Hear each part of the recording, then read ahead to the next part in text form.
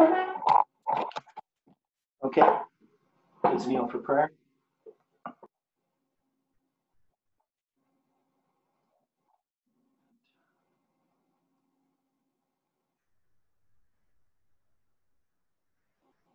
Dear Father in heaven, we are so thankful for this day, for the opportunity to study together. And we pray, Lord, for the message that's going forth in this world about your prophecies, about the end times, about Islam, about the Sunday law that's coming. And we know, Lord, that there are many who are searching for truth. And we just ask, Lord, that all things can be done according to thy will. Help us to be faithful in proclaiming your truth and in studying your word and preparing a message to give to the Levites. We pray for each person who's been studying. We know that many of us have struggles that we have to face. This world is not an easy place to live in. And we just ask that you can come close to us and comfort us and work with us.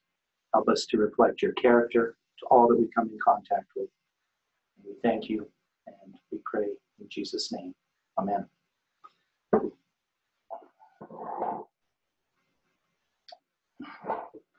So I sent a diagram with the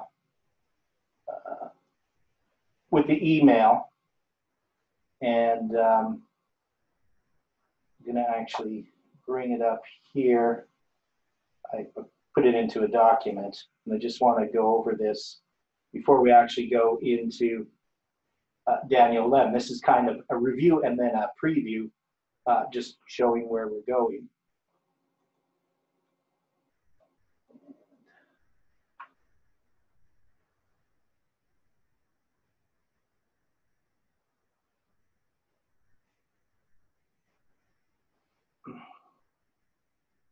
So this is actually something I'd figured out for the most part quite a while ago, and I'd sort of forgotten about it. It was with 2014. I'd done a similar diagram that didn't have the 360 year periods, but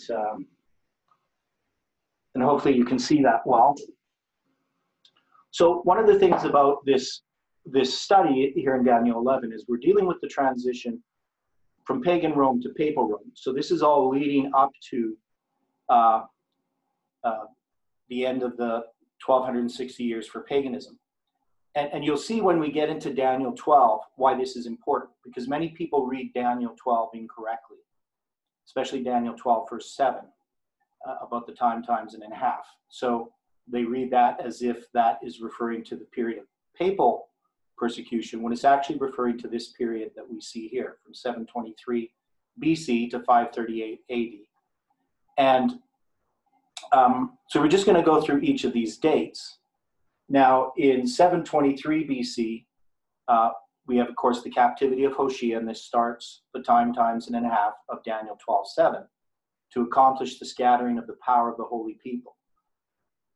So this starts, obviously, with Assyria in 723 BC, when they take, the king of Assyria takes Hoshea captive. That's Shalmaneser V. And there was 126 years to 597 BC. 597 BC is the captivity of Jehoiachin. And that's going to start a period of 666 years, which I've done a study on before. Now, we studied this and we found that that was a fulfillment of Leviticus 26, specifically the third 7 times. And it's from that date that Ezekiel counts 30 years, or not 30 years, 5 years, right? So he counts 30 years from 627 and 5 years from 597, dealing with the period of the captivity that he's in. So in 592 BC, he says he's in the 5th year of the captivity, and that's from March 16th of 597 that Jehoiachin is taken captive by Nebuchadnezzar. And then there's the 36 years. I'm just going to flip back here. So in 561, we have the release of Jehoiachin from prison after 36 years in captivity. So that's going to be the next thing on the line. 561 BC is when evil Merodach begins to reign at the death of Nebuchadnezzar. And then there's a whole 402 years until our next waymark, and that's 159 BC. Now, 159 BC, we have the death of Alchemist, who is the high priest. Now, this is during the time of the Maccabean period, and when Alchemist dies, there's 7 years that they don't have a high priest in Jerusalem. And that is the daily ministry. And we know that 666 years later, in 508, the daily is taken away. Now, the daily there is referring to the counterfeit of the earthly sanctuary. So we have a literal earthly sanctuary in 159 BC where the daily, so to speak, is taken away for 7 years.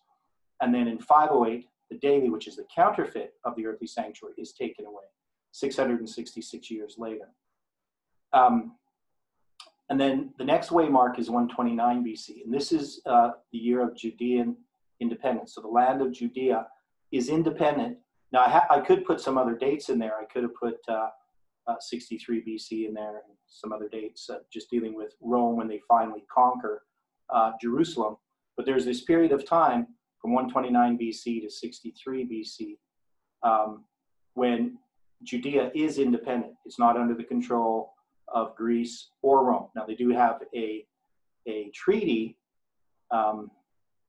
with Rome, but that shows that they're not under Rome because it's an agreement between two separate countries. Of course, it does lead to them eventually becoming under Rome. Of course, everyone comes under Rome. So that from 129 BC to 538 is 666 years as well. So there's 3 periods of 666 years. Now, Miller had recognized a period from 158 BC. The events in 159 BC lead to the league between Rome and the Jews in 158 BC. So there is a connection there. And of course, it is 666 years if you would count ordinally from 158 BC to 508 AD. So a lot of people reject this idea that Miller had regarding the 666 years. I accept it, but just recognize that there's 2 other periods of 666 years. And they're tying together events that are related to one another. Then in 48 BC, this was last week when we studied in Daniel 11, Swearingen has this view that there's 2 periods of 360 years according to Daniel 11 verse 24. So in Daniel 11 verse 24, it talks about even for a time.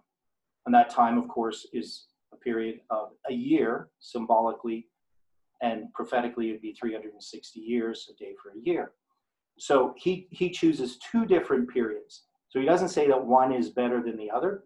He just says that both have an application, that you can apply it in 2 different ways, which I think is very insightful on his part. So we mostly go from 31 BC, which is the Battle of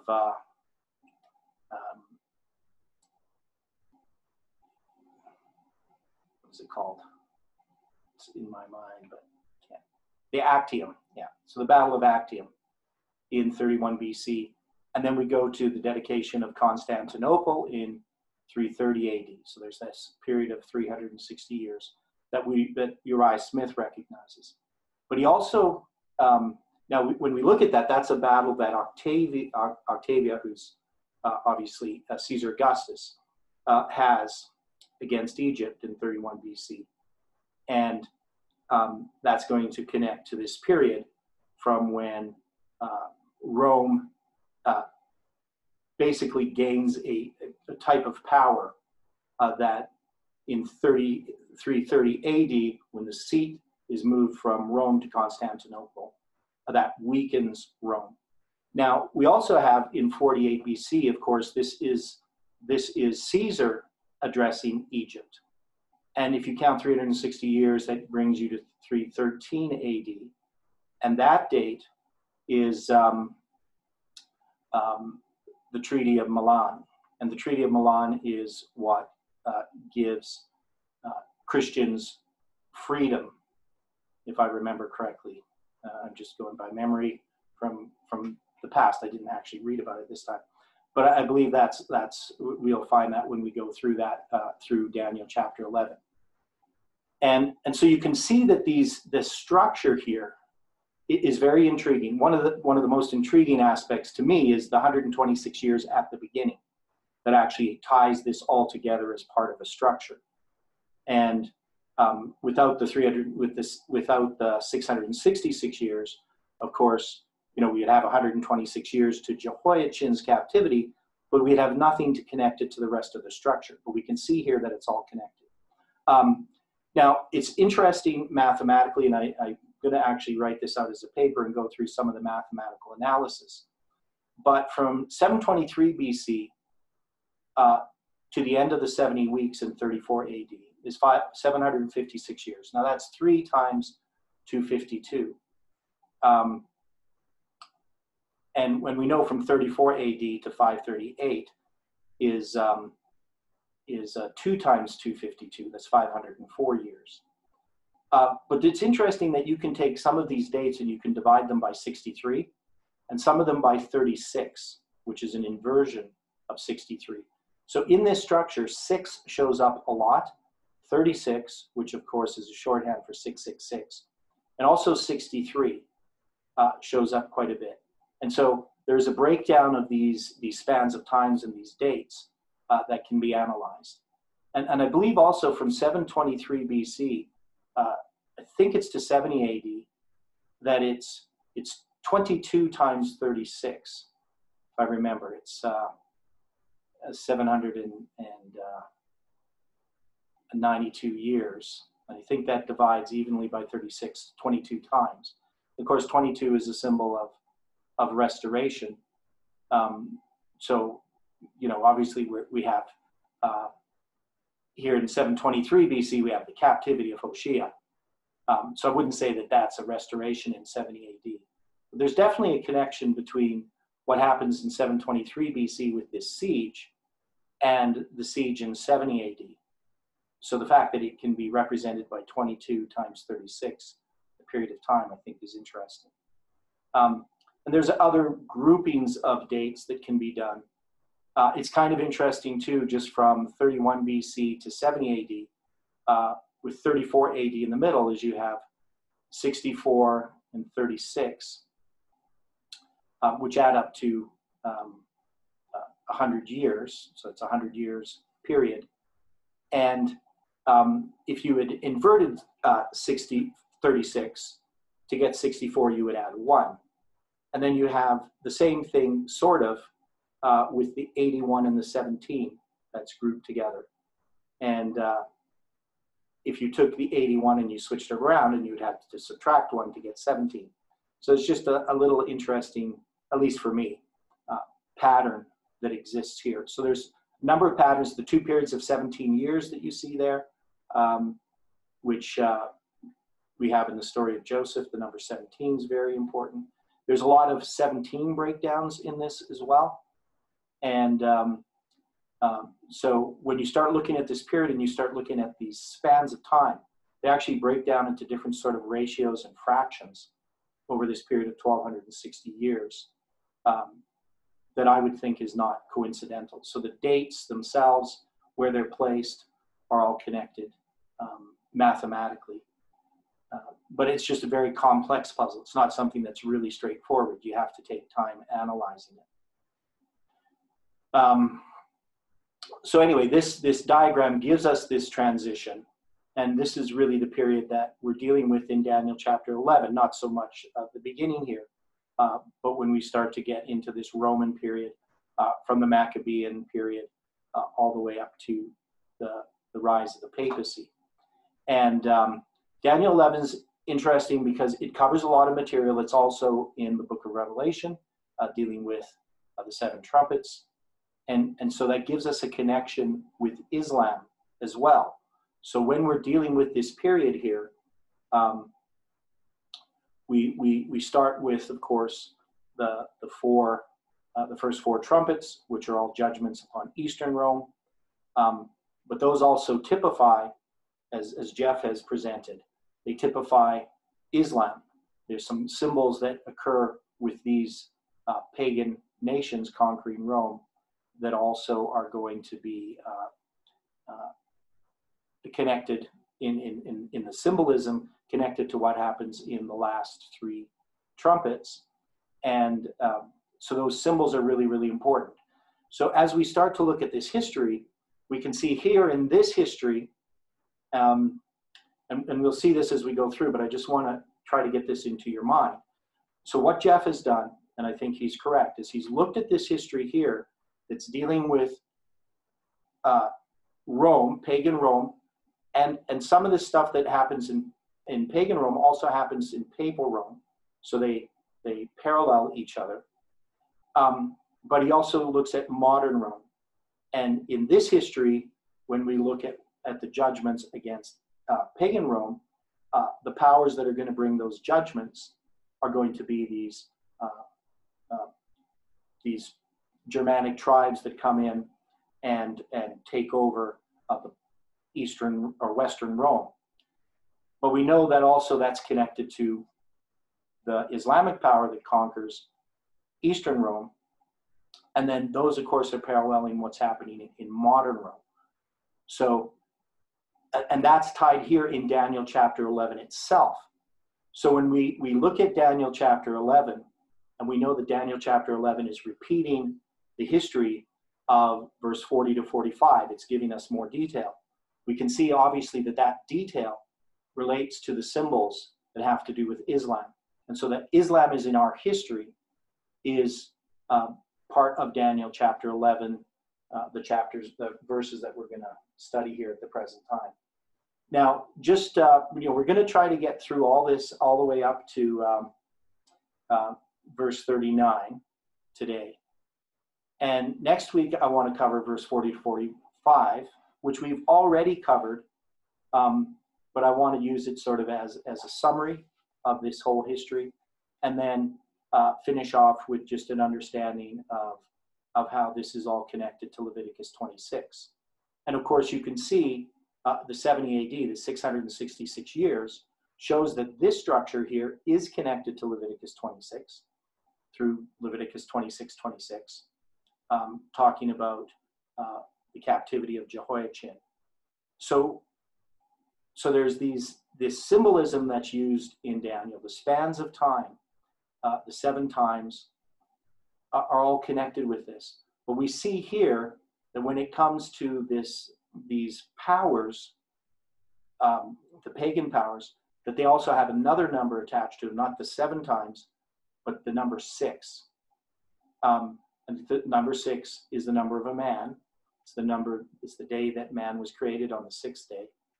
And so this stands in opposition, 666 stands in opposition to the Sabbath, right? So we know this already as Seventh-day Adventists, but we can see it worked out here in these periods of time, dealing with pagan Rome and then papal Rome.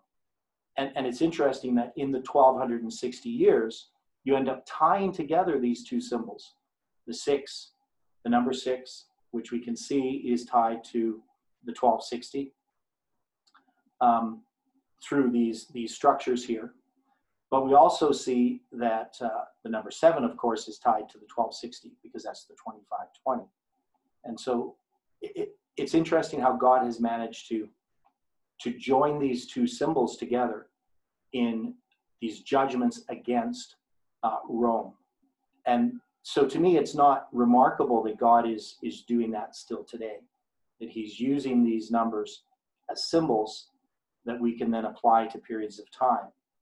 And in making this judgment, or this date for the judgment against modern Rome, which is going to begin with this attack by Islam on the United States. Now, of course, it's already happened at 9/11.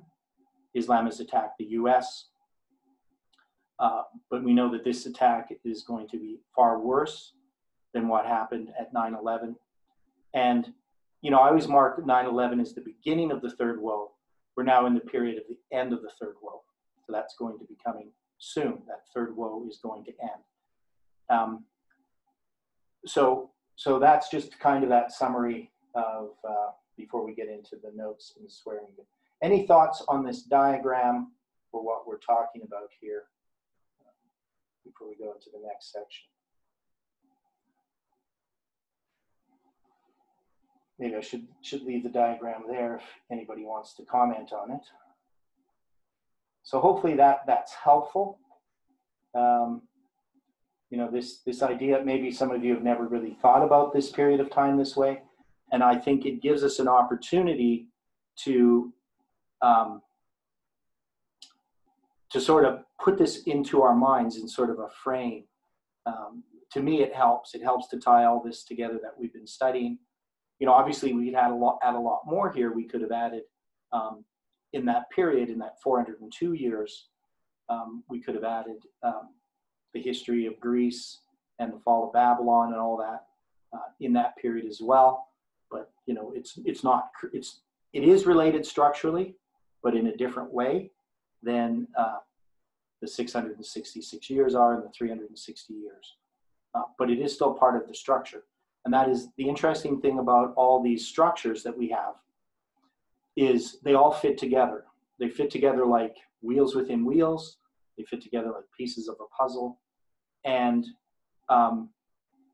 you know, so in trying to get this whole picture, these things are all connected. This 723 BC is also connected to the chiasms in the story of Joseph through these periods of 252 years, which I've demonstrated in other places.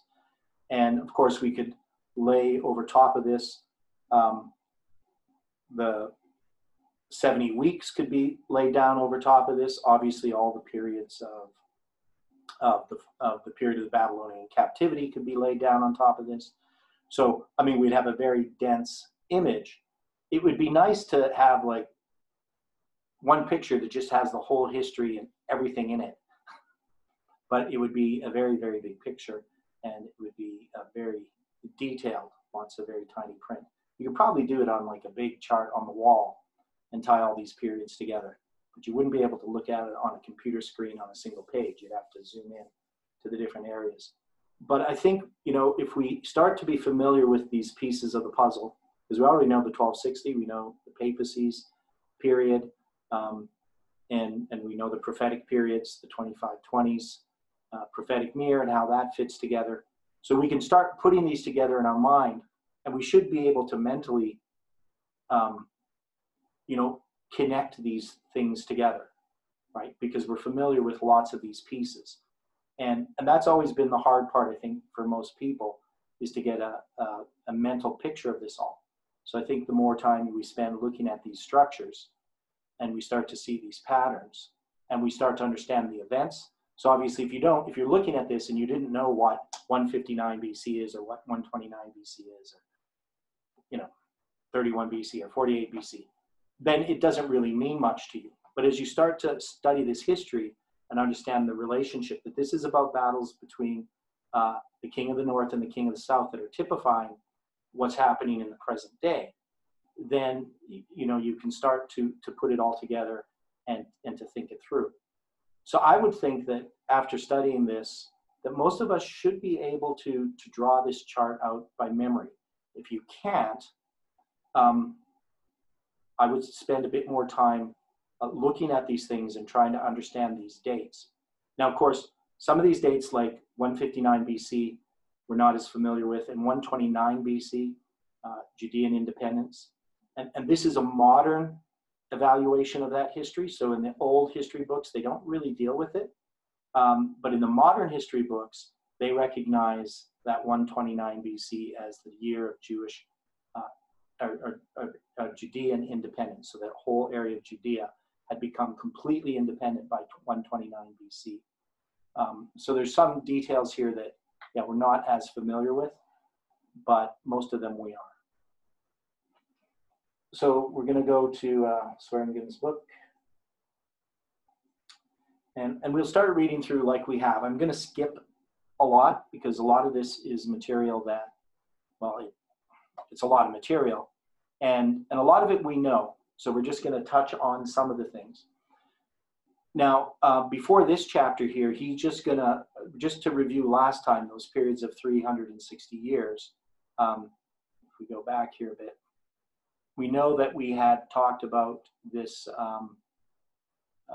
from 25 to 28, pagan Rome, the king of the north, versus Egypt, the king of the south. This describes a history of warfare between pagan Rome, led by Octavian, and Egypt, led by Mark Antony and Cleopatra. Octavian would win the Battle of Actium, right? But we know also that he applies that 360 years to this period here. So he takes the 4 time, and he also applies it from 48 BC, which is Julius Caesar, involvement in Egypt, and then the Edict of Milan ending Christian persecution. So he takes these 2 periods. Now, he also talked about these 10 periods of Christian persecution, right? So we know that from the Judeo-Roman League in 161 BC, pagan Rome, as the new king of the north, becomes strong with the Jewish nation, small people. And pagan Rome enters peaceably upon the fattest places of the province, Syria, Judea, and Egypt. Pagan Rome would do what his fathers had not done, and that was the destruction of Jerusalem in 70 AD. So that was last week. We studied that. Hopefully that's fresh in your memory. So now he's going to deal with the ships of Kittim and the triumph of Christianity. So he says, as we examine Daniel 11, verse 29 to 30 in this specific chapter, we will discover that this particular passage is actually a transitional text that will show transference from Rome in its pagan phase to the emergence of Rome in its papal phase through the Christianization of the Roman Empire. Overall, it demonstrates the following trends: the rise of Constantine the Great, the end of Christian persecution, and the dedication of Constantinople. The Germanic tribal invasions, the ships of Kittim, that caused the political collapse of Western Rome. That's the first part of verse 30. And the rise of the Roman Catholic Christianity in the papacy is victory over paganism, and a general outline of its warfare against true Christianity. At the time appointed, he shall return and come toward the south, but it shall not be as the former or as the latter. Now, this passage points to the Roman Empire at the time appointed, at the end of the 360-year prophecy. So this is coming to the end of this prophecy that we had studied last week, these 360 years. And would return by coming toward, not to, the south, Egypt. This return would not be like the former, when Octavian, the king of the north, conquered Egypt. So that's Caesar Augustus. And he has here in 30 BC, but 31 BC, the Battle of Actium. Or the latter. So he takes the latter as being the future conquest of Egypt by the king of the north in Daniel 11, verse 40 to 45. And so he has these. So it's not going to be like it was, and it's not going to be like it is in the future. But they come peaceably, without the intention of waging war. And this passage actually reached its fulfillment when the Emperor Constantine the Great moved the capital of the Roman Empire from Rome to Constantinople, thus relocating the imperial capital toward Egypt, that is in the direction of Egypt, but not exactly to Egypt itself, having peaceful intentions. Constantine the Great came to the power, and it's a pretty interesting series of events. I don't know if I want to go through them all, but it is an interesting series of events as he talks about. And it's one of those things when I read about it, I was thinking, man, just one little thing, different, one little battle, one little decision would have a completely different history. Constantine had to be the one who came into power, to fulfill this history. And so, there's lots to do with that. Now, we know it starts in the period of Diocletian. So Diocletian creates a tetrarchy. So he divides the Roman Empire into East and West. And then he has 2 Caesars that would be like vice emperors that run the 2 halves together. So so there's two co-emperors, which rule each half, right? So two Caesars, so to speak. So he split up the kingdom. Now, this was important in helping defend against the Germanic incursions that were going to be coming into Italy. So it did definitely help the situation by this happening.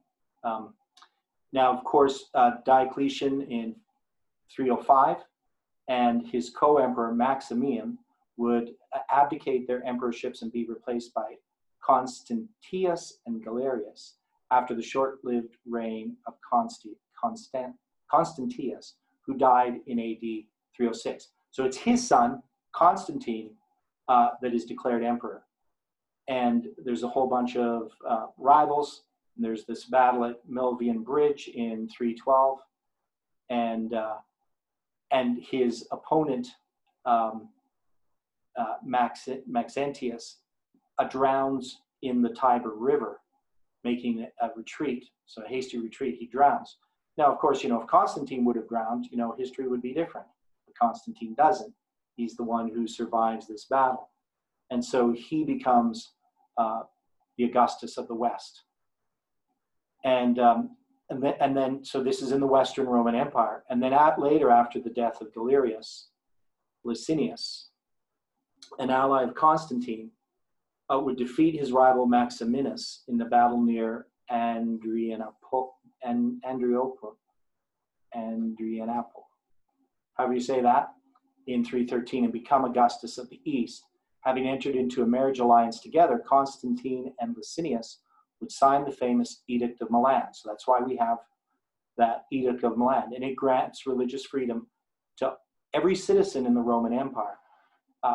So Christianity, of course, is the one that's really benefiting from this.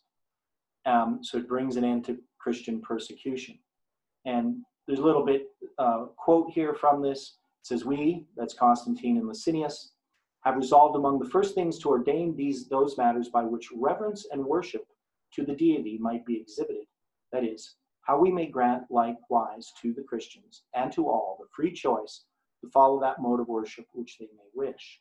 Therefore, we have decreed the following ordinance as our will, that no freedom at all shall be refused to Christians, but that to each one power be granted to devote his mind to that worship which he may think adapted to himself."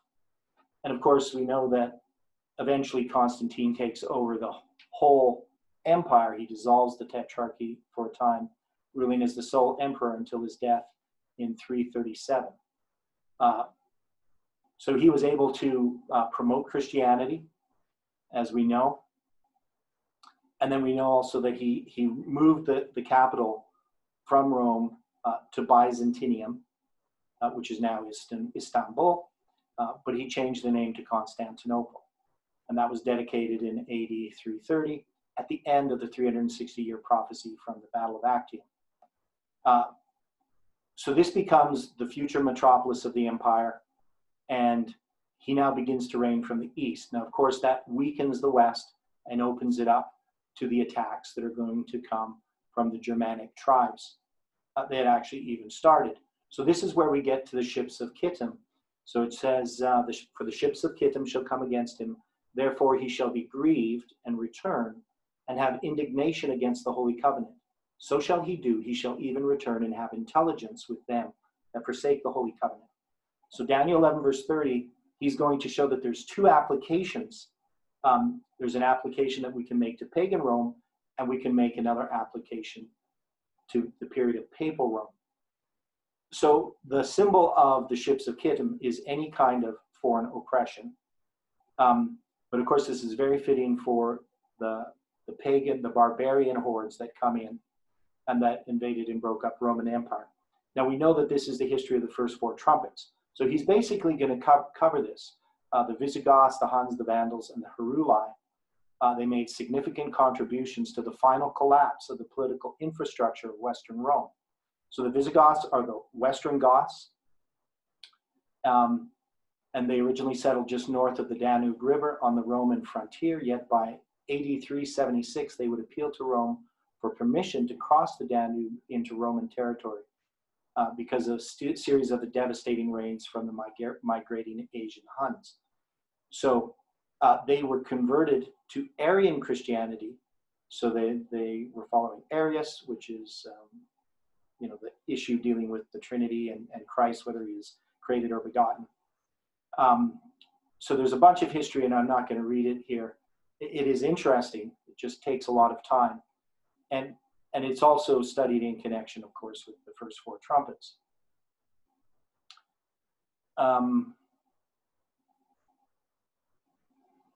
So there's this battle where the Visigoth army was crushed on August 9th, AD 378.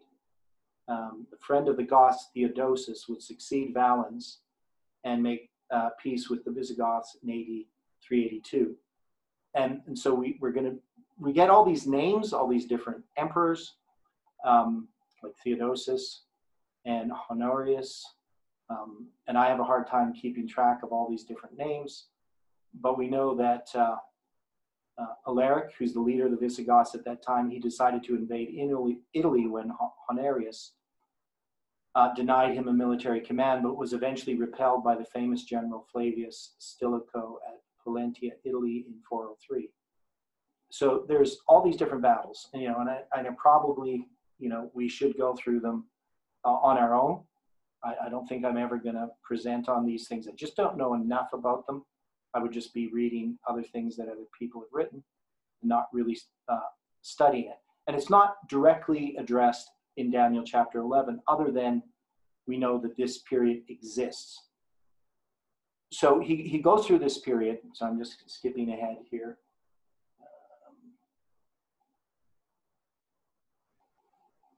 There's another point that's on. So we're going to get the Hurulai. So we're going to get here. So we're finally to Odieser. And then the next part of the verse, therefore shall he be grieved and return and have indignation against the Holy Covenant. So shall he do. He shall even return and have intelligence with them that forsake the Holy Covenant. So as I mentioned, this particular passage has two specific applications that apply both to pagan Rome and papal Rome. So the actual collapse of paganism began under the reign of Constantine, who we just read about, from 312 to 337. The ancient ideology would actually go through several failed attempts to revive itself as the Roman state religion until its eventual destruction at the hands of the rising power of Christianity. Even so, its legacy would be perpetuated in the Christian text, as many pagan converts to the Christian faith would bring their pagan traditions into the Roman Catholic version of Christianity. So we know that, and if you read in the Great Controversy, the chapter dealing with 2 Thessalonians, right at the beginning of the Great Controversy, chapter 2, I believe it is, Ellen White goes through this history and shows that paganism gave papalism its power, seat, and great authority. But it was basically just, as we know, papalism is just paganism dressed up in Christian garb. And so these traditions that come from paganism, even though we say paganism was conquered, it was sort of absorbed more than anything by the papacy. But it still had to be removed politically, and it still had to be addressed so that paganism, for the most part, lost all political power. So in the first application, this passage describes the last-ditch effort of paganism to revive itself against the rising power of Christianity and its eventual destruction and incorporation into the Catholic faith. It could be rephrased as saying, therefore, he, pagan Rome, paganism, shall be grieved and return, attempt to revive itself, and have indignation, war against the Holy Covenant, Christianity. So shall he do, make war against Christianity. He, paganism or pagan Rome, shall even return, attempt to revive itself, and have intelligence, gain the support with them, professed Christians, that forsake the Holy Covenant, compromise between paganism and Christianity. So you can see then in this, you can easily see how this applies later on, the same ideas. So he's going to go back over this about Diocletian and Constantine. So when Emperor Diocletian came to power in 284, he began a widespread revival of Roman patriotism based upon the worship of the old pagan gods of Rome. And because most Christians refused to participate in the state worship of these pagan gods, they were essentially viewed as subversive to the Roman state. Thus, Diocletian was faced with two options. He could either crush Christ's followers into submission through brute force, or enter into an alliance with them in an attempt to control their growth. While Constantine would later choose the second option, Diocletian opted for the first option. Beginning in February of AD 303, he ordered the removal of all Christians from military service and employment in the imperial palace. Now, just reading this here, we can see definitely a parallel that happened with papal Rome, in first that they're trying to crush opposition of people that don't support them. But later on, they just enter into agreements with Christians. And that causes the true Christians to actually compromise their faith. And you can see this when you read through, of course, the messages to the seven churches, the letters to the seven churches, in the book of Revelation. So you can see that history, if you study that history in connection with that, you can see that as well. So Diocletian would be the last Roman emperor to attempt to complete the complete preservation of the ancient pagan religion of Rome. Now, so these were mostly enforced in Italy, North Africa, and the Eastern Empire, the Caesar of the West. Constantius Chlorus, the father of Constantine, refused to persecute the Christians in his specific domain, that is Gaul and France, and would only comply with the destruction of church property. So once Diocletian and Maximian abdicated their position in 305, Constantius became Augustus of the West and granted open toleration to the Christians, which no doubt had an impact on his son Constantine. So this is an important point, that you can see that Constantine already is following in the footsteps of his father in the idea of this tolerance. So Constantine becomes the next Western emperor after his father's death in 306. And of course, we already dealt with the famous victory at Milvian Bridge against Maxentius. And so this would lead him to promote his adherence to Christianity. As stated earlier, he would sign the Edict of Milan and would grant complete toleration to Christianity. So when he becomes sole emperor, he begins the process of destroying paganism by enacting a series of measures that would highly favor the growing Christian church. These measures included the exemption of all clergy from state taxation and the subsidizing of church buildings that would later become prominent worship centers of the empire.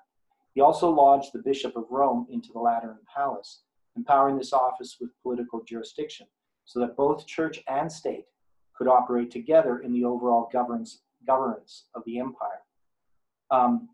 So he, in his favoritism of Catholic Christianity, this becomes an important point in setting up Catholicism as the state religion of the Roman Empire. So, so this whole connection of Catholicism now with the state really begins under Constantine. Now he gives as we know, he gives his empire to his three remaining sons, Constantine II, Constantius II, and Constans, who would continue the legacy of Christianity.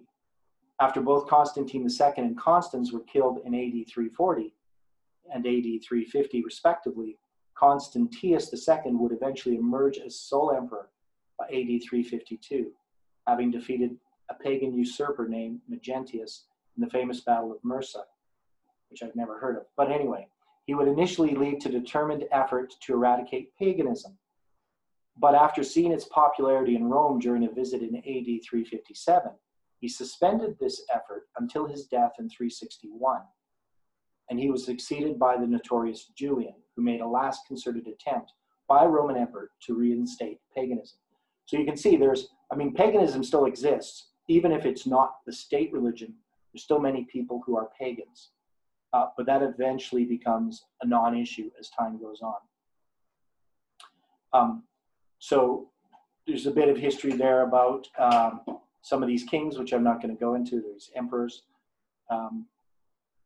But it says here, paganism was all but eliminated under the reign of Theodosius. Theodosius' reign in AD 378 to 395, who would galvanize the emperor's office into the imperial defender of the Christian faith. Having ordered the complete destruction of all pagan centers and sacrificial ceremonies, he would later crush a pagan usurper named Arbogast and his puppet emperor Eugenius, professed Christian, in the battle of the river Frigidus near the Alps in AD 394. I assume it was a very cold river based on its name. So its final death blow came in the nominal conversion and consulship of Clovis the Frank, who would survive only in memory through his subtle inception into Catholic Christianity, and would survive only in memory through its subtle inception into Catholic Christianity. So paganism only survives in the way that it's blended with Catholicism. So even so, nearly 3 decades after the death of Theodosius, all visible religious relics of paganism in the Roman Empire were forever gone. So he says, now we have the second part of Daniel 11, verse 30, has a secondary application that applies to papal Rome. And this is where Ellen White associates and interprets this passage. She says, much of the history that has taken place in fulfillment of this prophecy will be repeated. Because in the 13th verse, a power is spoken of that shall be grieved and return and have indignation against the Holy Covenant. So shall he do, he shall even return and have intelligence with them that forsake the Holy Covenant. Thus, because Ellen White clearly used this passage in reference to the persecuting nature of the papacy, we could rephrase it to say, so here's another way he takes this passage where he applied it to pagan Rome. He's now going to take the same passage and paraphrase it here in applying it to papal Rome. Therefore, he, papal Rome, shall be grieved and return and have indignation, war against the Holy Covenant, true Christianity. So shall he do, make war against Christianity. He, the papacy, shall even return and have intelligence with them that forsake the Holy Covenant, use those who recant the true faith to war against true Christianity.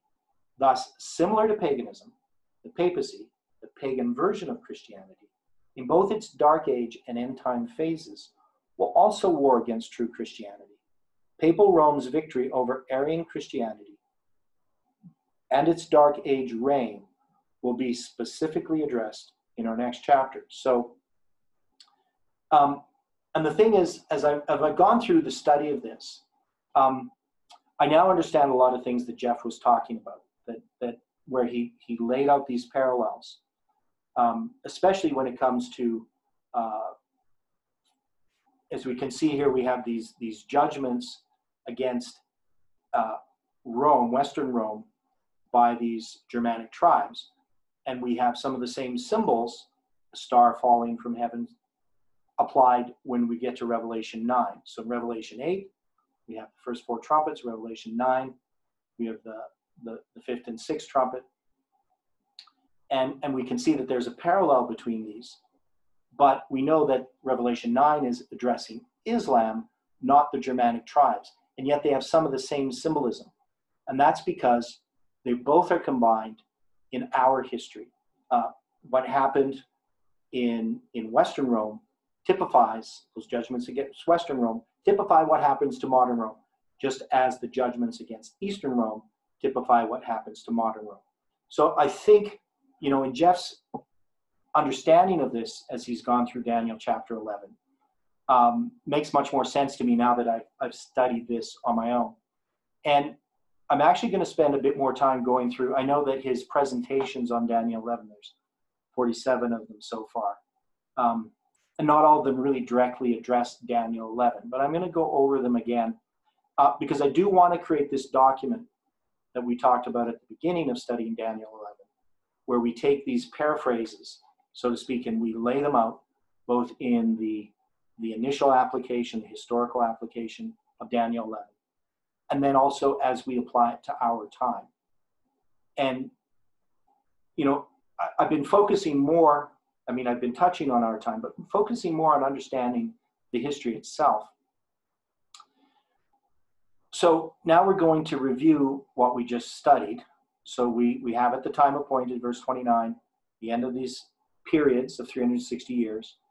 And he comes towards the south. So this is talking about Constantine taking the capital from Rome to Constantinople. And so this is going to be a peaceful move, not like when Octavian did it. And of course, and the king of the north in Daniel verse 40 to 45 is different. So there's some parallels here, but there's some differences. And of course, if you in a triple application of prophecy, where you take these two histories and you combine them, both those elements are going to be blended together in the final application of that. Now, of course, we know the ships of Kittim are these barbarian tribes, the Visigoths, Huns, Vandals, and Heruli, and we apply them in two different ways. One is paganism trying to address its revival, trying to revive, but it gets absorbed by Roman Catholicism, and then the triumph of Catholicism over both pagan and Arian Christianity in its attempt to destroy true Christianity. So it's very clear, I think, this history. So we covered that pretty well. Any questions on this section before we go into the next part?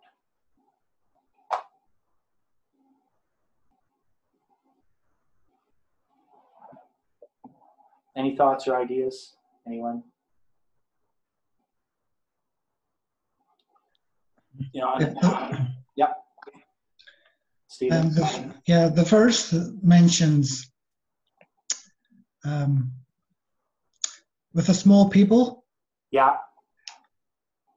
Does Uriah Smith not apply that to Rome rather than to the Jews? Yes. So, and I didn't address that, but it seems to me to make it more sense to apply to the Jews. But you could probably apply it to Rome. And I'm going to look at that a bit more. I'm going to study it out a bit more. I didn't really know how to address it here, because I looked at Uriah Smith's and read what he had to say. And generally, there's not a lot of disagreement with Swearingen and Smith in this part of it. But there is that difference. I just don't really think of the Romans as a small people compared to the Jews. The Romans had really a pretty powerful empire and were doing lots of trade. So I don't know if I would make that application, but yeah, there's a difference there. So that's something we're going to have to look at. I'm going to have to look at when I start going through putting in the paraphrases and trying to understand it. I'll probably definitely sort it out in my mind, but I will put a footnote, and whatever decision I make, I'll have both of them mentioned. But thanks for pointing that out. Okay. Any other ones? Because we can move on to the next section. So this is going to bring us all the way up to Daniel 11, verse 40. So the end of 39. And of course, this is my plan. So hopefully we can do this. I think we can in an hour.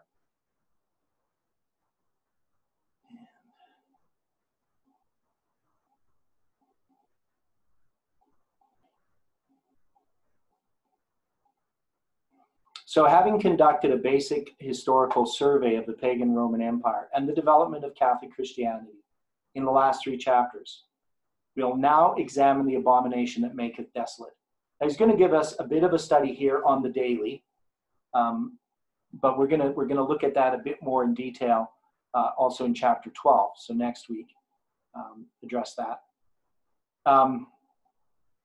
So the history of the papal Roman Empire as outlined in Daniel 11, verse 31 to 39, consistent with our understanding of the replacement principle. The succession of papal Rome after pagan Rome would allow the papacy to replace paganism as the new king of the north. So this is an important point where Uriah Smith thinks it's about the territory and not about one group conquering another group. So overall, this specific passage can be divided into 4 basic trends in the history of papal Rome. So its eventual supremacy through the complete destruction of Arian Christianity. So that's going to be verse 31. And then its 1260-year dark age reign of persecution from 538 to 1798. That's verses 32 to 35. And its exaltation to the level of God, verse 36 to 37. And its exaltation of a strange God and the exploitation of Europe for material gain. So that's what we're going to be studying, these 4 different stages. And you can see that there's obviously a real difference here with Uriah Smith when you get to those final verses, the strange God, because he's going to have this as atheism, not as the papacy. And arms shall stand on his part, and they shall pollute the sanctuary of strength, and shall take away the daily sacrifice, and they shall place the abomination that maketh desolate.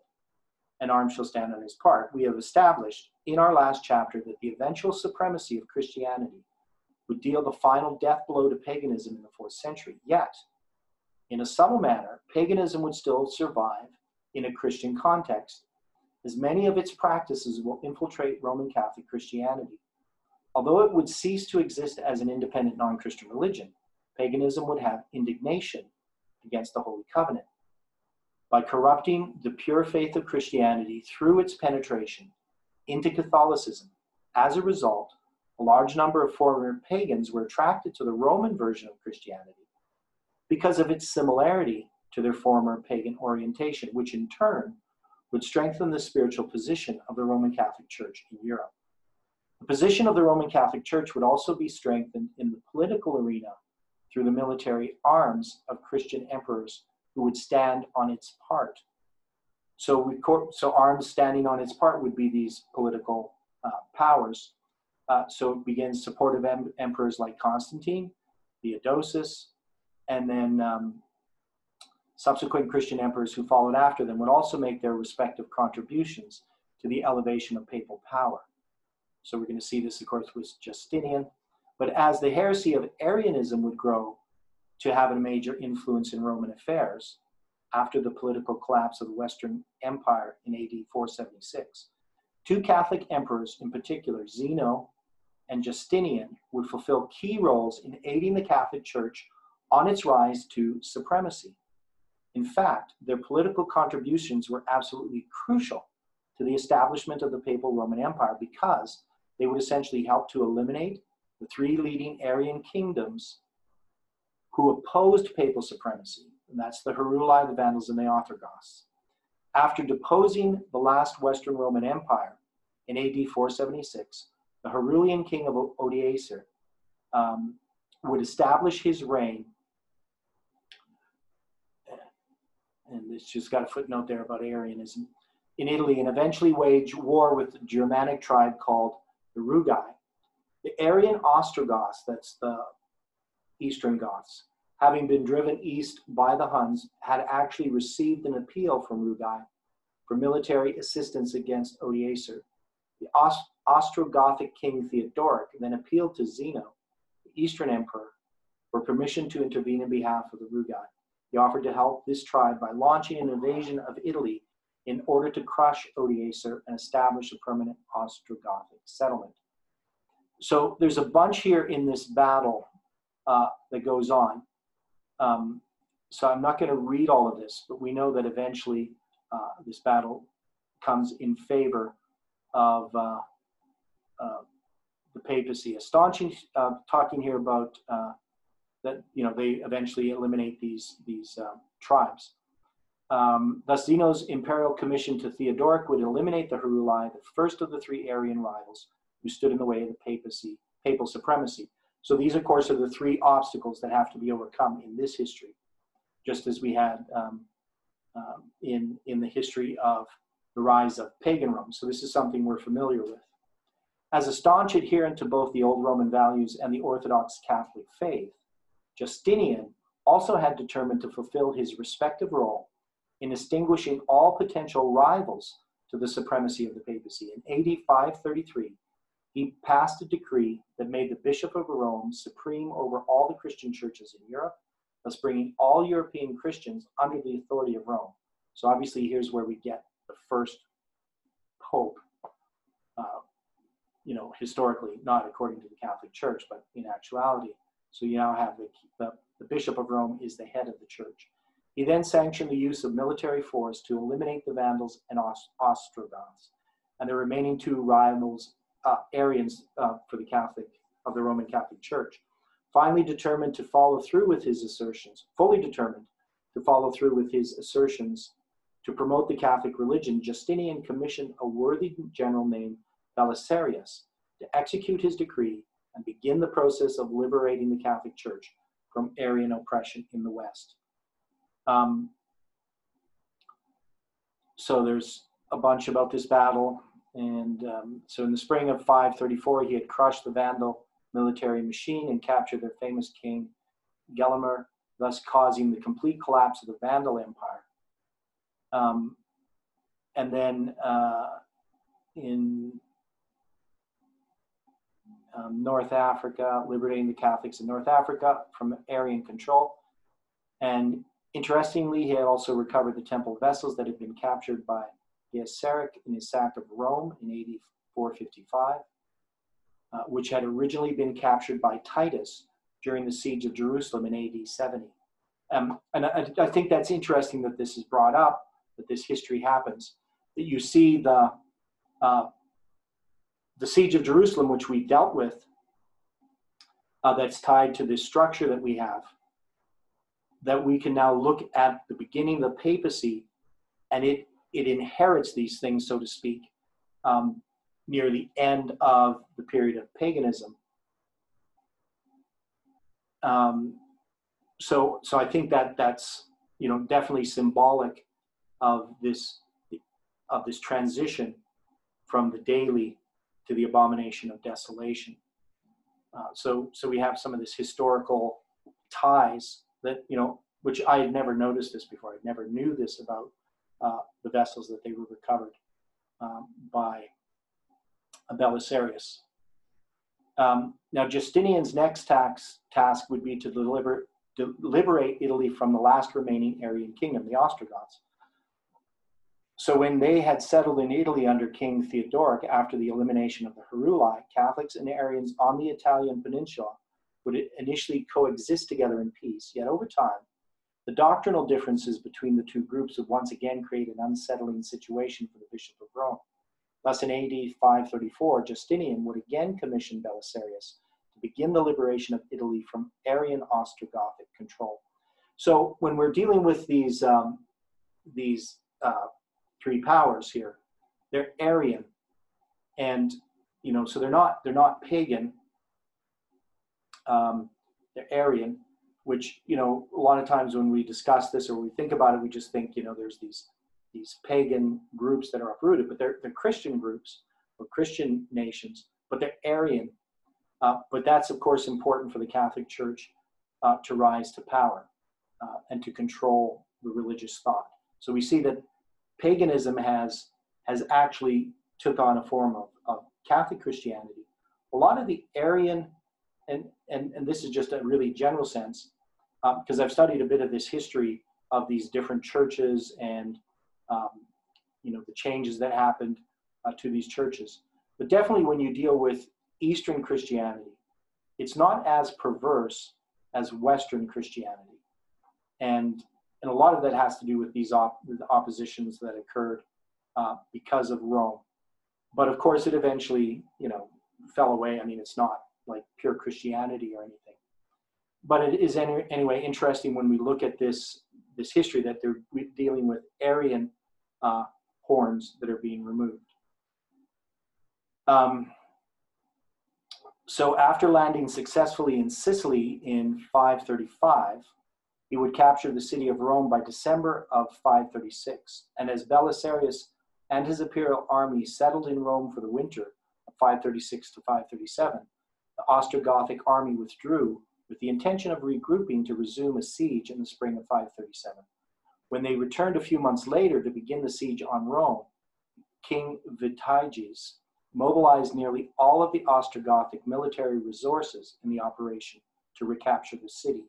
Yet because the imperial army of Belisarius proved to be quite resilient, the entire Ostrogothic military machine would exhaust itself just over a year later and withdraw into northern Italy in AD 538. Thus, Belisarius, in 537-538, having withstood a mighty siege, first liberated Rome from Arian control in the spring of 538, and would allow the pro-Catholic Bishop of Rome, Vigilius, to fulfill his position as mandated by the decree of Justinian in 533.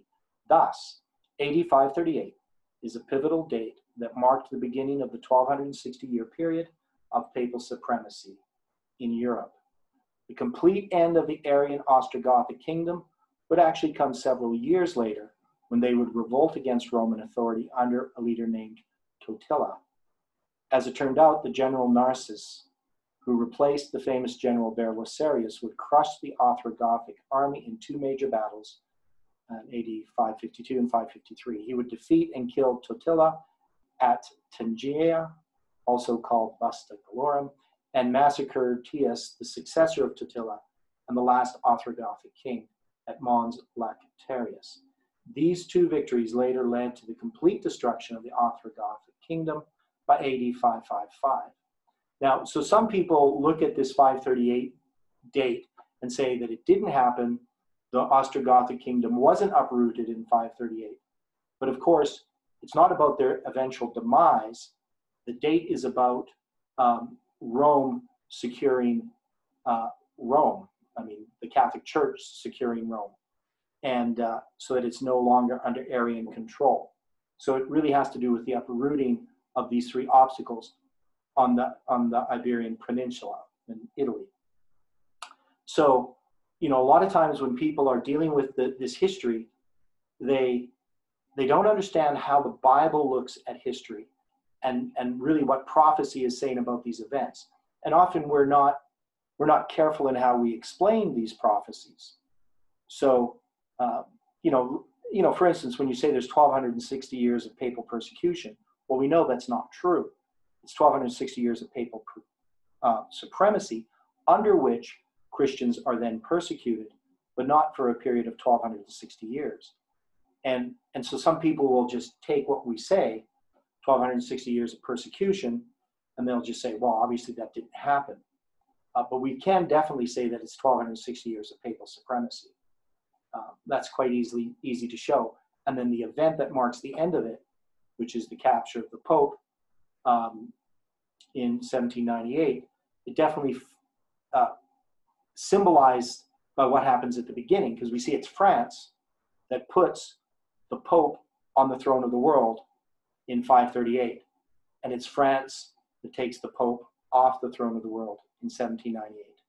So, you know, understanding how prophecy is worded, understanding what the symbols represent, are really important to interpret the dates and the events in Bible prophecy. And so this is often not well understood by many Adventists who try to defend things and often get very confused by the attacks of the enemy on our understanding of Bible prophecy. And we see this specifically in Revelation 9 with the fall of the Ottoman Empire, because the fall of the Ottoman Empire didn't occur in 1840, but that's not what was really prophesied. Now, it may be that Josiah Litch thought that's what was going to be prophesied.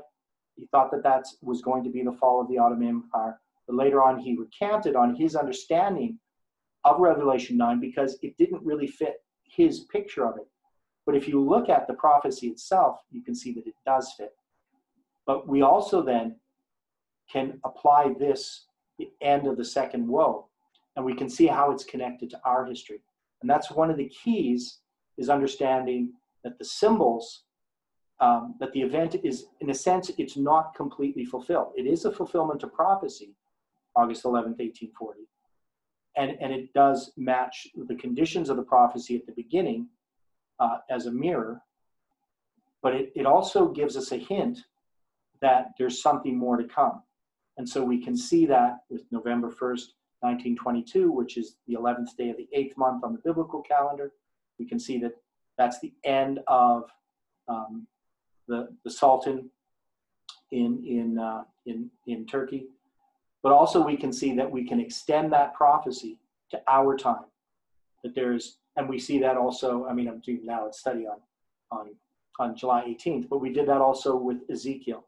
We could see that he's predicting the destruction of Jerusalem in 586 on the 10th day of the 5th month, but it also occurs in 70 AD on the 10th day of the 5th month. But these two come together to be a type of what happens at the world on the 10th day of the 5th month. And of course, there the church is going to represent, the temple is going to represent the church, the Seventh-day Adventist church, in my understanding of it, which is basically, a few weeks from now, from July 18th to July 31st. So now we're going to look a little bit more into the daily. And we all should be familiar with the pioneer view of the daily. But it says, they shall pollute the sanctuary of strength and shall take away the daily sacrifice. Now, in this word take away, we know that William Miller, when he was looking at, and we're just going to do this really quick, almost not a study, but it is a study, on Daniel chapter 8. And we know in Daniel chapter 8 that the daily is talked about as being taken away, and that's 8:11. So I'm going to make this a bit bigger so you can see it. Yea, he magnified himself even to the prince of the host, and from him the daily was taken away. Now, and the place of his sanctuary was cast down. Now we take the place of his sanctuary here. This is being the Pantheon temple is the sanctuary, and the place of his sanctuary is Rome. And but this word taken away is the word room. Hopefully I got that one correct. So when you look at the Hebrew here, and taken away, it's the word room. And this word does not mean take away. It's translated as take away, but it actually means to lift up or to exalt. And this would be like in the heave offering in the earthly sanctuary.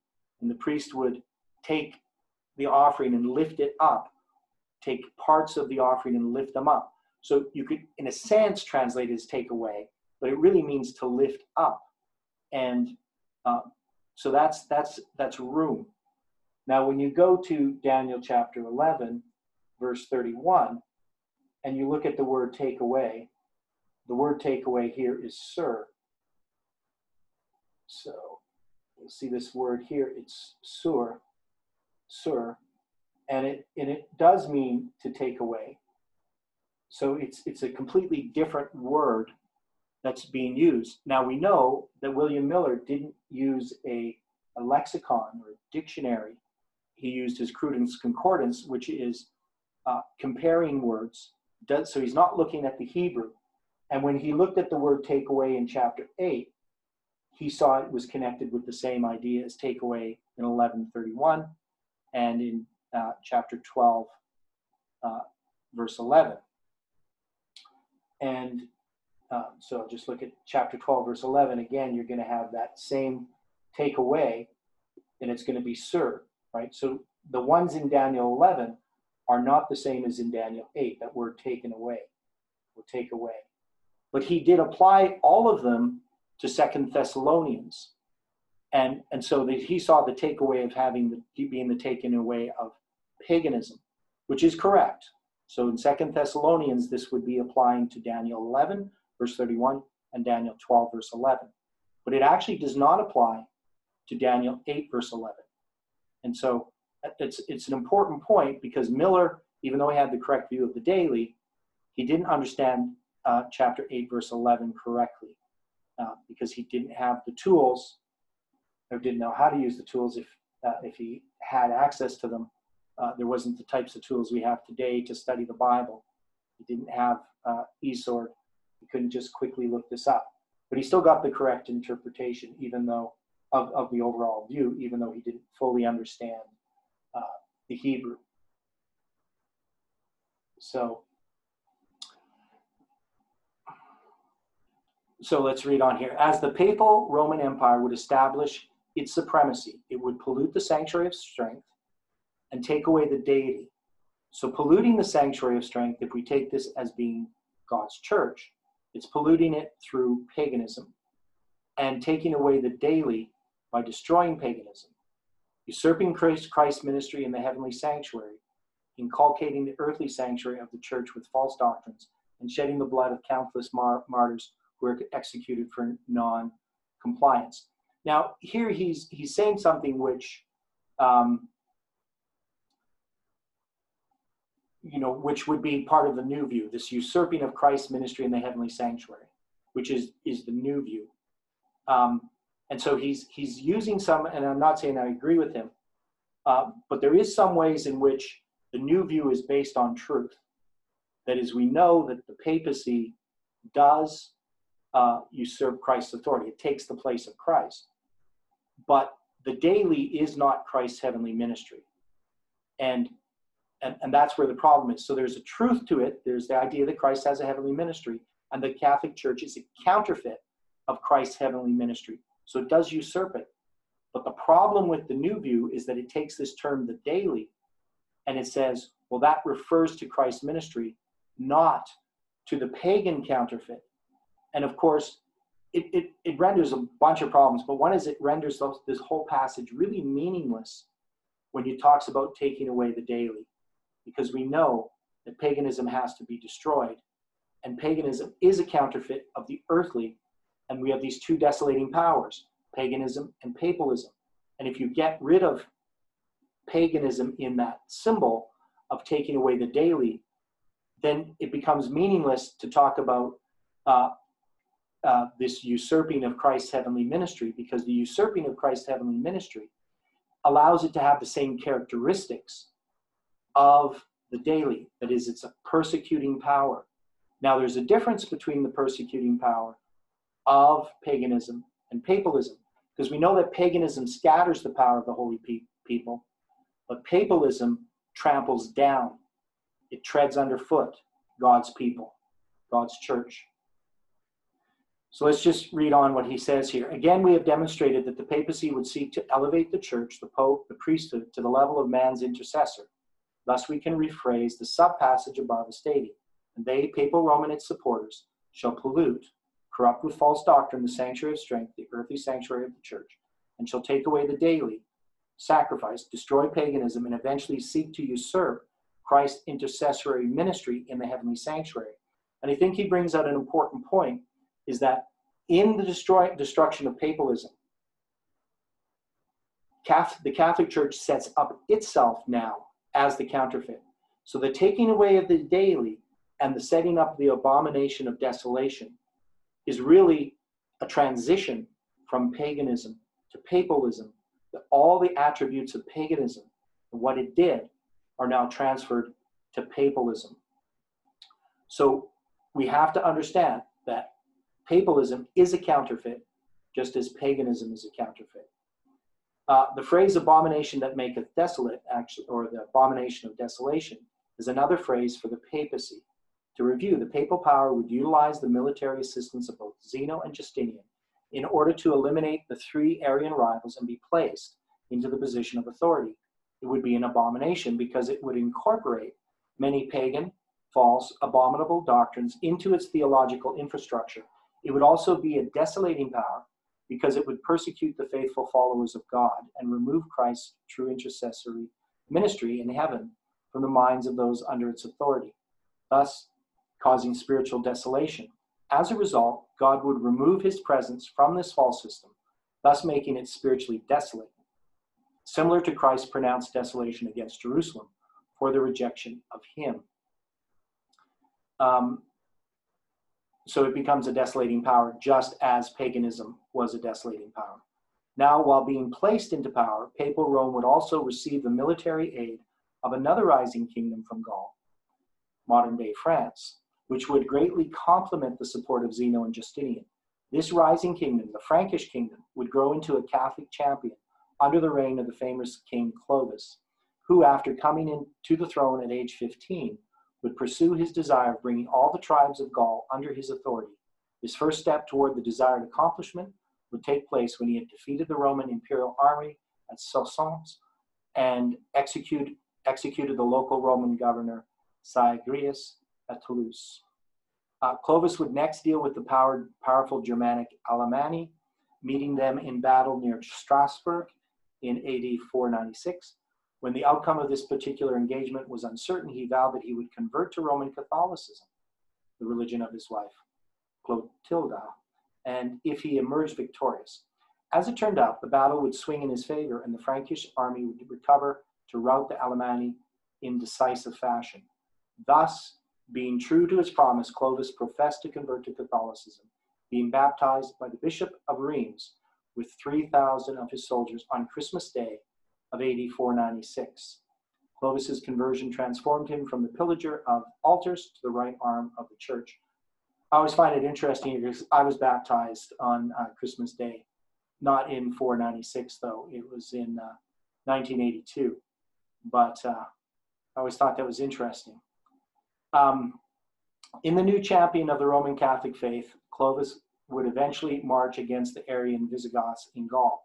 He would seize the Visigothic stronghold of Bordeaux and meet them in battle at Boulogne near Poitiers in AD 507 and 508. After crushing this Arian rival, Clovis forced their remaining bands to flee to Spain. So they're repeating some of this history that they gave us, of course, but they're adding more detail.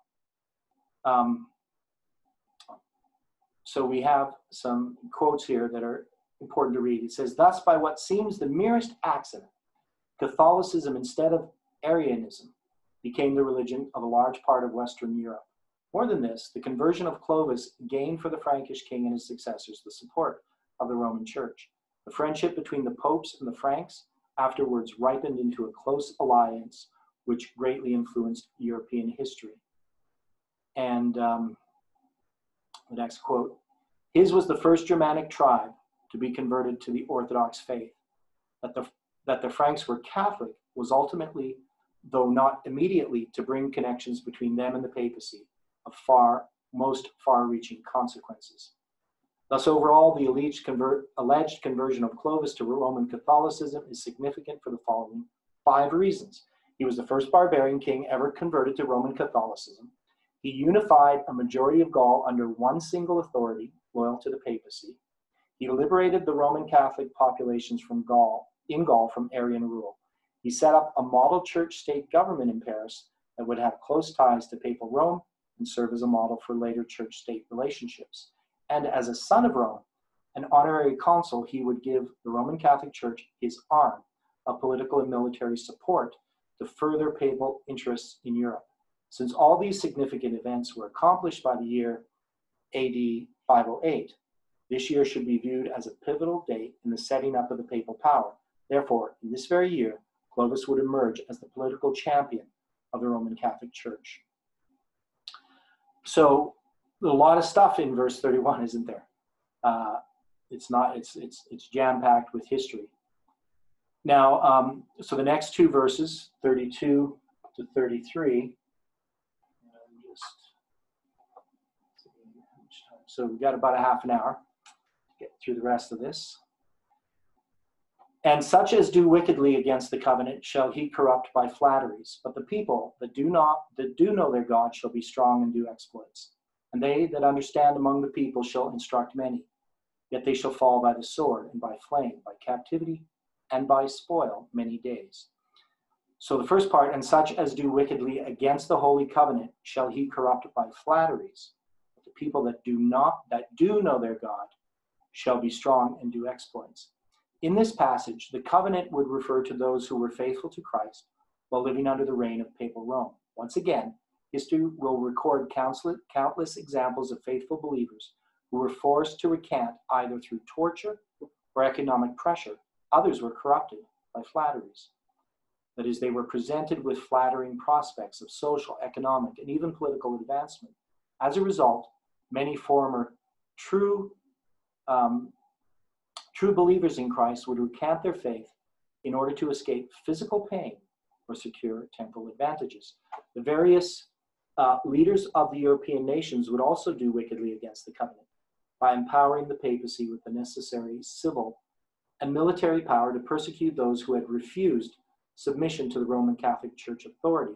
Even so, there were faithful people who would know their God and would be strong to do exploits. In other words, many people would remain faithful to Christ, despite the pressure to conform to Roman authority, and would do exploits by winning souls into the kingdom of God.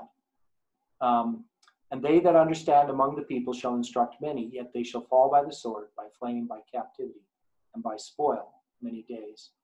This sub-passage offers a continuation of the same thoughts brought out in verse 32 and 33. Now, before we actually get there, I just want to look at Uriah Smith here on verse 32, the first part.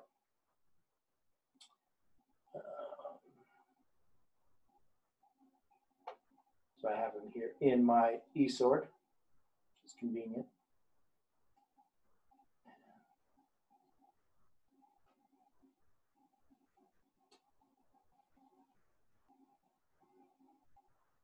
So he refers to the groups here that were the Waldenses, the Albigenses, and the Huguenots. I actually am descended from Huguenot, Huguenot ancestors when I did research my family tree.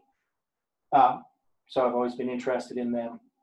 But this is what we had happening during this period of time, these different groups. So, and we're familiar with the name, the Waldenses and the Albigenses and the Huguenot. Let's go back here.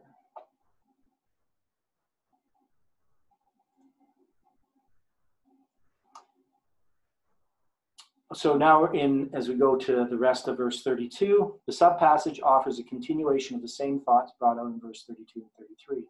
Those who would understand, who were faithful to Christ and desired to uphold the truths of the Bible, would instruct many in the ways of righteousness. The spiritual exploits achieved by these faithful sentinels of God would awaken the wrath of popish persecutors and ultimately cause many to fall by the sword, military force, flame, being burned at the stake, captivity, prison, and spoil, loss of material property during the many days of the papal dark ages. So they shall fall by the sword, by flame, by captivity, by spoil, many days.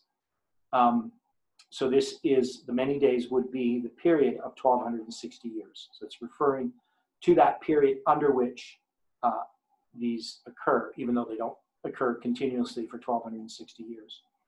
To discuss specific amounts of papal Roman persecution over the Dark Age centuries is certainly beyond the scope of this particular work. It would be an impossible task to accurately cover this 1260-year period in an efficient manner. So he's going to go into all these different groups that I just mentioned. But there's other groups, of course, all the Protestant reformers who were persecuted, Wycliffe, Huss, Jerome, Luther. So it's a huge history, which I studied in high school. By the way, I studied the Protestant Reformation in this period.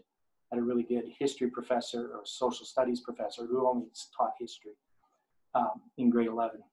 Anyway, amid the gloom that settled upon the earth during the long period of papal supremacy, the light of truth could not be wholly extinguished. In every age, there were witnesses of God who cherished faith in Christ as the only mediator between God and man, who held the Bible as the only rule of life, and who hallowed the true Sabbath. How much the world owes to these men, posterity will never know. They were branded as heretics, their motives impugned, their characters maligned, their writings suppressed. Yet they stood firm and from age to age maintained their faith in its purity as a sacred heritage for generations to come. So thus, through the faithful legacy of our Protestant heritage, we have been blessed with the precious gift of religious liberty. Ellen White duly observed that the banner of truth and religious liberty held aloft by the founders of the Gospel Church and by God's witnesses during the centuries that have passed since then has, in this last conflict, been committed to our hands. She also noted that many of the atrocities committed by the papacy would be repeated in the last great conflict against those who stand for religious freedom. So we know that this is what we see coming in our future. She says, "We have no time to lose. Troublous times are before us. The world is stirred with the spirit of war. Soon the scenes of trouble spoken of in the prophecies will take place. The prophecy in the 11th of Daniel has nearly reached its complete fulfillment. Much of the history that has taken place in fulfillment of this prophecy will be repeated. In the 13th verse, a power spoken of that shall be grieved and return, 30th verse, shall be grieved and return and have indignation against the holy covenant. So shall he do. He shall even return and have intelligence with them that forsake the holy covenant. So she quotes those verses. Scenes similar to those described in these words will take place.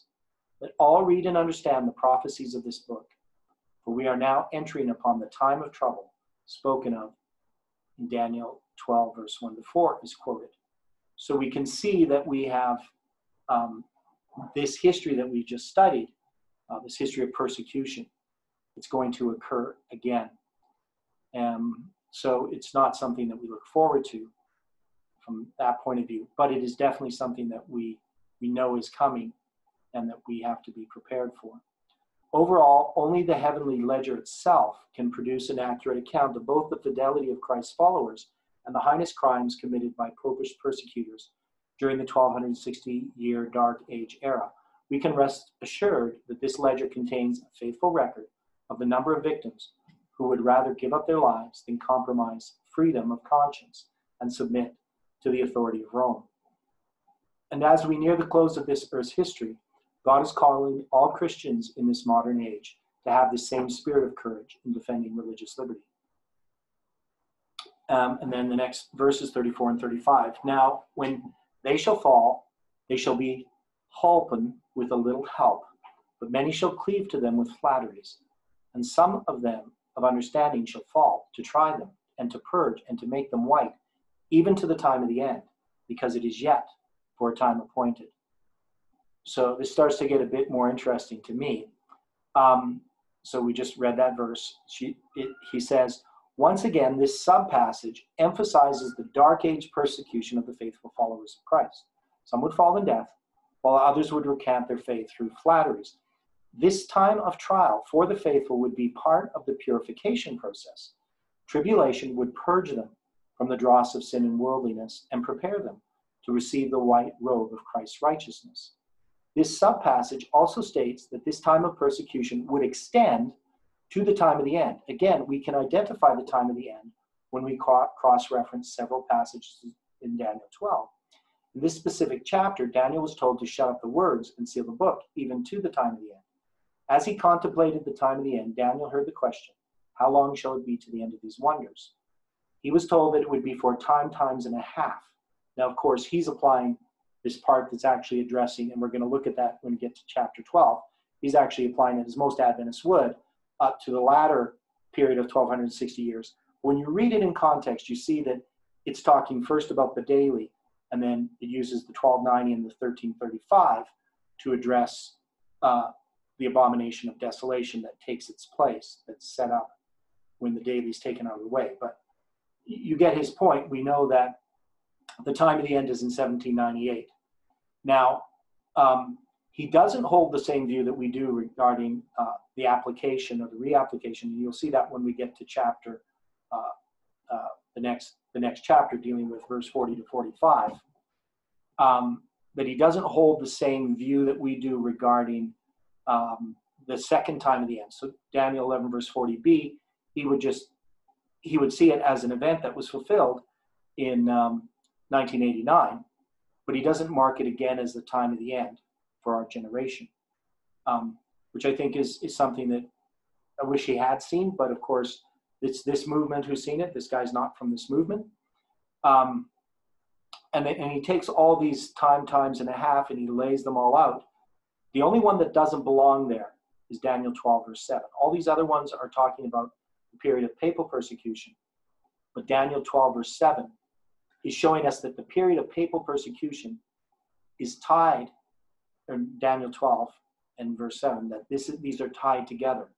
And if you miss that point, you would if you don't understand the correct view of the daily.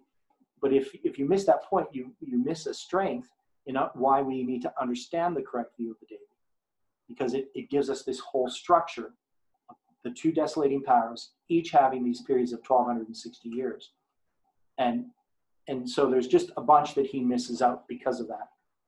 And we're not going to necessarily go through everything that he says, because there's going to be some differences. And so I'm not really sure when we do our review next week. I don't think I'm really going to use his material here, just because it departs so much from what we have. But I might refer to it here and there, just some of the things that he brings out that I noted that, are significant. But yeah, he doesn't have some of the same views. He has some very similar views, and that's why I want to bring out some things where he agrees with us. That's really what I want to bring up next time. And he has some good arguments for that. So he says, we have demonstrated that the time can be 1 year times 2 years, a half a time, 1.5, 1/2 of a year. Biblical year consists of 360. So we all know about this. We all know about the 1260 and how that works. So he's just going to deal with that 1260 years. And now we're going to deal with the next verses here. And the king shall do according to his will. So this is where he departs from Uriah Smith. This is where we depart from Uriah Smith. And the king shall do according to his will, and he shall exalt himself and magnify himself above every god, and shall speak marvelous things against the God of gods. And shall prosper till the indignation be accomplished. For that is determined shall be done. Neither shall he regard the God of his fathers, nor the desire of woman, nor regard any god, for he shall magnify himself above all. So I have a hard time when I read this to try to disconnect this from the papacy, from Rome, the Roman power that we see in Daniel 7 and Daniel 8, this magnifying himself. It definitely has to be referring to the papacy and not to France. And the king shall do according to his will and exalt himself. All these verses we just read. When the papacy had ascended to power in the year 8538, it would gradually grow into a medieval institution that could dictate the affairs of the European nations, and thus do according to his will. In this process, he would exalt and magnify himself above every god, and speak marvelous things against the God of gods. These phrases are similar to others found in Daniel 7:8, 25, Daniel 8:11 and 25, and Revelation 13:4-6, which all discuss the blasphemous claims of the papal office. We have already established that blasphemy consists of a claim to be equal with God and the claim to have power to forgive sins. We have also established that several Catholic sources state that the papacy, the priesthood, and the Catholic Church all claim to have these two prerogatives. This passage also says that this power would prosper until the indignation would be accomplished, meaning that the papacy would rule for 1260 consecutive years until its time of authority, that is, the times of the Gentiles, would be fulfilled.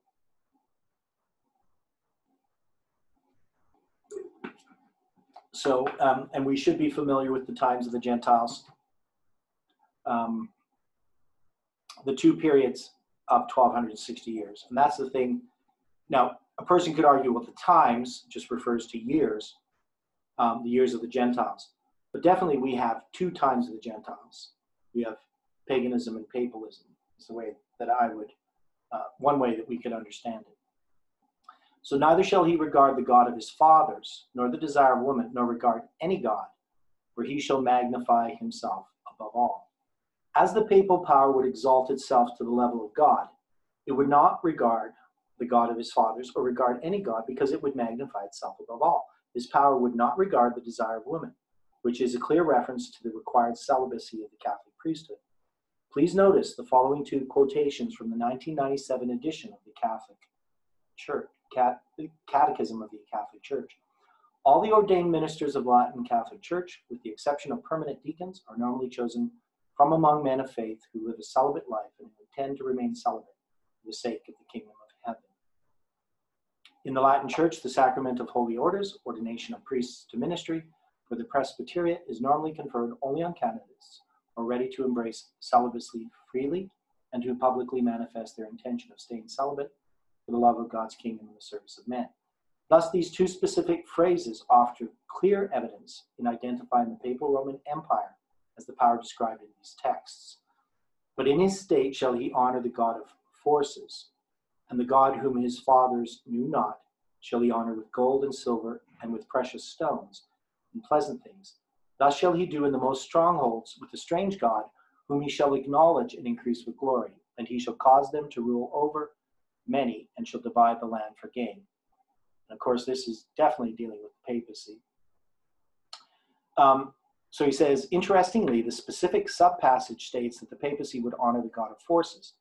As we seek to understand the meaning of this phrase, we should not let the capitalized word God lead us to think that this is referring to the God of heaven. The interlinear Hebrew Aramaic Old Testament renders the text to say he shall honor the God of forces, with the smaller case word God. And we can interpret this phrase to mean that the papacy would honor the God of forces by using a force as a mean of exercising its authority. The armed forces of the European nations were used by the Catholic Church to maintain its medieval supremacy. We also can translate it as fortresses instead of forces. This passage also states that the papal Rome would honor a God whom his fathers knew not, with gold, silver, and precious stones and pleasant things. This God, not formally known by the Catholic fathers, can only refer to the exaltation and deification of the Virgin Mary. Notice these 5 statements from the 1997 Catechism of the Catholic Church concerning the role and status of the Virgin Mary. But while the most blessed Virgin of the Church has already reached that perfection, whereby she exists without spot or wrinkle, the faithful still strive to conquer sin and increase in holiness. And so they turn their eyes to Mary. In her, the Church is already the All-Holy. Through the centuries, the Church has become ever more aware that Mary, full of grace through God, was redeemed from the moment of her conception. The fathers of the Eastern tradition call the Mother of God the All-Holy, Panagia, and celebrate her as free from any stain of sin, as though fashioned by the Holy Spirit and formed as a new creature. By the grace of God, Mary remained free of every personal sin her whole life long. Finally, the Immaculate Virgin, preserved free from all stain of original sin, when the course of her earthly life was finished, was taken up body and soul into heavenly glory, and exalted by the Lord as Queen over all things, so that she might be the more fully conformed to her Son, the Lord of Lords and the conqueror of sin and death. Taken up to heaven, she, Mary, did not lay aside this saving office, a supposed Mother of God, but her manifold intercession continues to bring us the gifts of eternal salvation. Therefore, the Blessed Virgin is invoked in the Church under the titles of Advocate, Helper, Benefactress, and Mediatrix. So, of course, we're all familiar with this idea of the exaltation of the Virgin Mary. And I don't know why Uriah Smith never even considered this in his interpretation of the passage, because it's pretty clear that they're worshiping other gods, where an atheist doesn't worship any god. Now, of course, the one passage says that, they magnify themselves above all gods, right? But if you read on, you see that they're worshiping the god of forces, and so they also have this strange god, which is of course Mary. So something that their fathers never worshipped. Mary was not worshipped, and this happened gradually within Rome. So it didn't just happen all of a sudden. It developed over time. So he says, interestingly enough, recent trends in the Christian church at large give a strong indication that many Protestant pastors, scholars, and lay people are also showing a certain level of interest in devotion to Mary. In a recent article entitled Hail Mary in Time magazine, David Van Biema observed that in a shift whose ideological breadth is unusual in the fragmented Protestant world, a long-standing wall around Mary appears to be eroding. He also noted Mary is also gaining popularity at Protestant divinity schools, where her icons adorn future pastors' walls. Even evangelical publishing is interested. He confirmed that this modern evangelical interest, stating that arguments on the Virgin's behalf have appeared in a flurry of scholarly essays and popular articles. On the covers of the usually conservative Christianity Today, headline, The Blessed Evangelical Mary, and the usually liberal Christian Century, St. Mary for Protestants, they are being preached. If not yet in many churches, then in a denominational cross-section, like at Chicago's Fourth Presbyterian Church, where longtime senior pastor John Buchanan recently delivered a major message on the Virgin, ending with the words, "Hail Mary, blessed are you among us all." This elevation of Mary by some Protestant pastors and scholars is actually quite appalling, because of the fact that, while professing to uphold the Bible, they seem to omit the passage below where Jesus directed the thinking of an individual in his day who tried to exalt his earthly mother. And it came to pass, as he spake these things, a certain woman of the company lifted up her voice and said, "Blessed is the woman that bare thee, and the paps which thou hast sucked." But he said, "Yea, rather, blessed are they that hear the word of God and keep it." Therefore, the evidence is overwhelmingly clear. While honoring the God of forces, having used force in the past to push its dogmas, the Papal Roman Empire has also clearly elevated the Virgin Mary, a God that their fathers knew not. This is just another piece of evidence to confirm the blasphemous nature of the Catholic Church. And thus he shall do in the most strongholds, with the strange God whom he shall acknowledge and increase with glory. And he shall cause them to rule over many, and shall divide the land for gain. This passage reconfirms the exaltation of Mary, the strange God, not only in Catholic churches around the world, but also in the strongholds of the Protestant realm as well. Those who exalt Mary acknowledge her alleged authority and thus increase her with glory.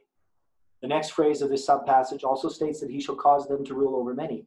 The them mentioned here is in reference both to the Virgin Mary and the deceased saints who have allegedly been elevated to sainthood.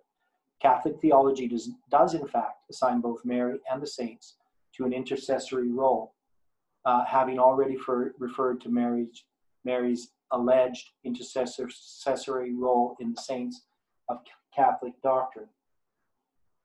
So I'm not going to read this here. We don't have a lot of time. I have to finish at 1.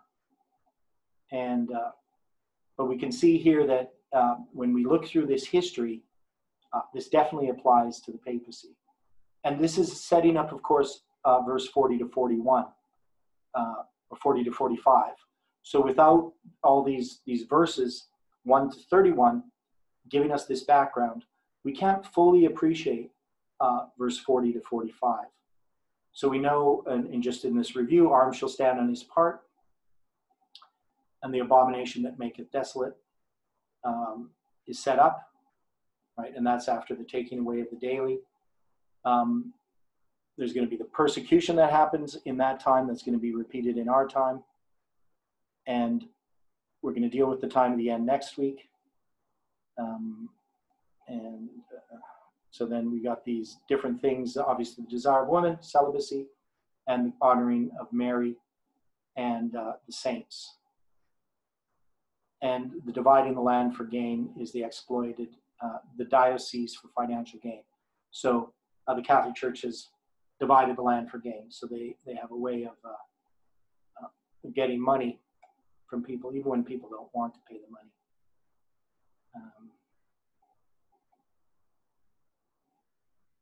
So that's going to be our next chapter, looking at verses 40 to 45.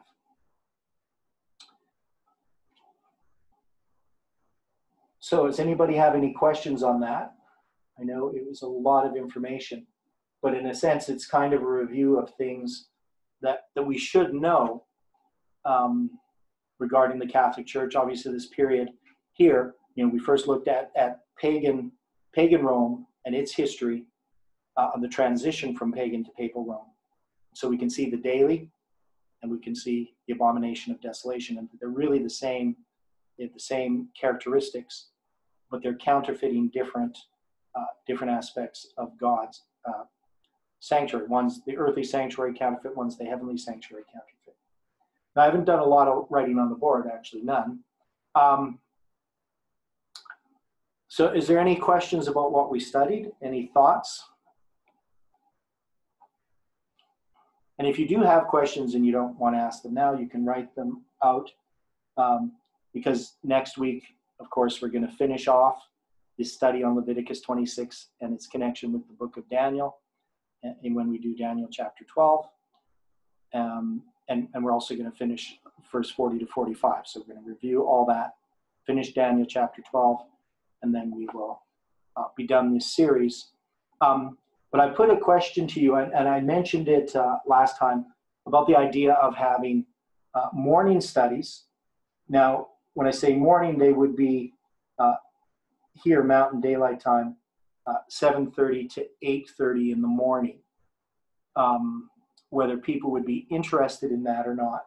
I'm going to send out an email as well and just ask how many people might be interested, and how many days we would want to do it during the week. We wouldn't do it Sunday, but I was thinking at least Monday and Wednesday, maybe more. I mean, we could do it Monday, Tuesday, Wednesday, Thursday, if there's people really want that. But I know it would be better for some other people that can't come to these studies because it's nighttime. So there's people in Vietnam and other places who would like to come to some of these studies. And so a morning study they can do. And it's just because Jeff's not doing any classes right now. Obviously, I wouldn't do any if he was doing some. So any thoughts on that? So any questions on this study? You're all awake? Angela, you have a comment? Yeah, I was I was trying to find the photograph or the drawing I have of Semiramis and her crown, which looks like a fortress. Unfortunately, I can't find it, but I know I will because I've seen it and I know it's around somewhere.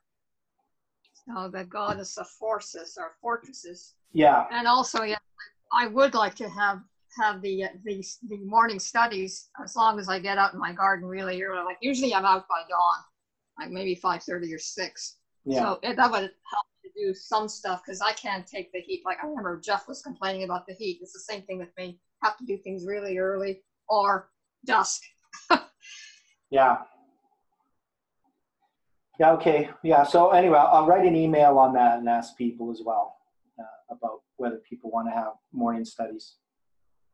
But anyway, yeah, thanks. And obviously we know that the Mary as a symbol comes from paganism. So that's something that, we all know that the pagan origins of Mary worship, the mother and child and so forth. Okay, well, let's close with prayer, and then we can say our goodbyes after that. Dear Father in heaven, we thank you for the study here today, for the things that we have learned, and we just ask, Lord, that we can continue to study these things. I pray that you can be with us in our study tomorrow evening, for those that can participate in the Friday night study, and also on Sunday again. And we pray for the work that's being done in Warning Nashville. We just ask, Lord, that your Spirit can work upon the hearts of those who are searching for truth, and that this controversy can lead many to accept the truth. And we pray also for the people that will suffer. We ask, Lord, that you can deliver the righteous, just as you did in Hiroshima, that many people survived. Adventists survived a direct blast of that bomb, and we know that you can preserve those that you seek to preserve, and that you care for, and that maybe are unaware of what's happening. We ask that you can direct those who also need to flee. And we pray for ourselves, Lord, that we can have faith in the trying times ahead. And thank you for hearing our prayer and for the study today. In Jesus' name we pray.